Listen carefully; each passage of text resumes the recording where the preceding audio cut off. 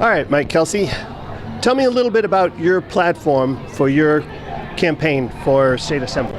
Okay, my name is Michael Kelsey. I'm running for the 106th Assembly District. I'm on the Republican Conservative lines. I'm a 5-year county legislator. I'm also an attorney. And in both those capacities, I've talked to a lot of people, and people are struggling. They're struggling with high cost of living, high taxes, energy costs are out of control. And so people are really looking for relief economically. Beyond that, we as a state are going through a mental health crisis, that there's a lack of care within our community for those who need mental health care, and as a result, we're finding that those who can't get treatment end up in our jail. It adds to the cost of property taxes as we go to pay for the cost of our jail. We also see that violence is escalating. We see it in our schools, and so all across we have a mental health problem that really needs to be addressed, and I am uniquely qualified to be a spokesperson for mental health treatment. I have someone in my family that I've taken care of my whole life. I've also worked in a mental health nonprofit, so it's a big area that needs more attention, and most people have somebody in their family or a friend who has a mental health diagnosis or addiction and substance abuse, and so it's an area that really needs more attention that I can hopefully, upon getting elected, can address. You feel that you can do a better job in the Assembly addressing mental health issues than in the county legislature? I can now. See, part of the problem is that when the economy's been bad, government has been cutting away the funding from mental health. And in the last several years, under Cuomo, the state shut down Hudson River Psych Center. They stripped the power over mental health from the counties. So when I ran as a county legislator 5 years ago, it was with the idea of maintaining the funding of our mental health clinics, and now the county no longer has that role. The mental health department will merge in health departments, so the role that I used to serve in the county is not there anymore, and I really can see the area that needs to have set policy on mental health is really at the state, and our state constitution says it's the legislative branch that does it, so by all means, absolutely, that's where the change needs to take place, and nobody's speaking about this topic, and I think that I can fill that niche. Very good.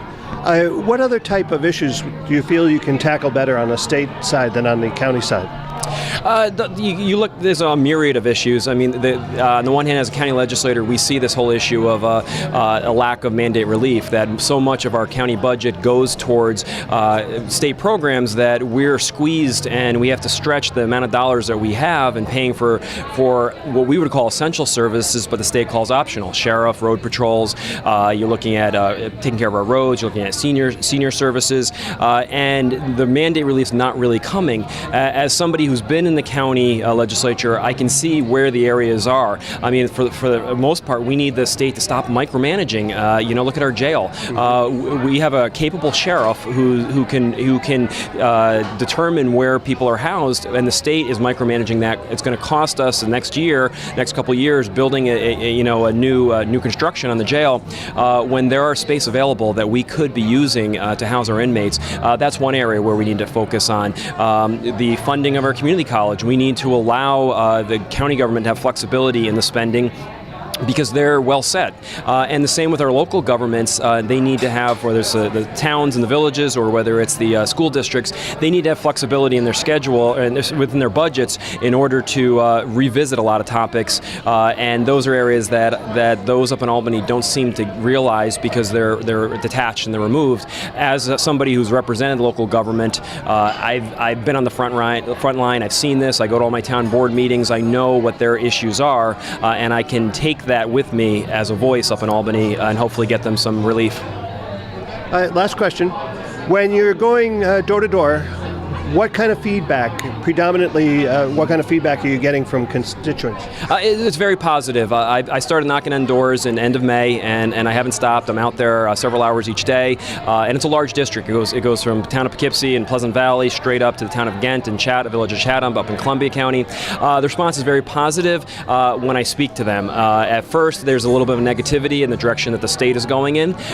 There's been a number of legislative acts that this legislature has taken, Common Core with schooling, the SAFE Act, a number of areas that people are concerned about. But after I meet with them and I listen to their needs, I think that there's now their worry and their frustration is now replaced with hope. And I think we're going to see some positive changes. I look forward to, if given the opportunity by the voters, to help the state go in a different direction and actually represent their views and values up in Albany. Great. Thank you. Thanks very much. I right. appreciate it.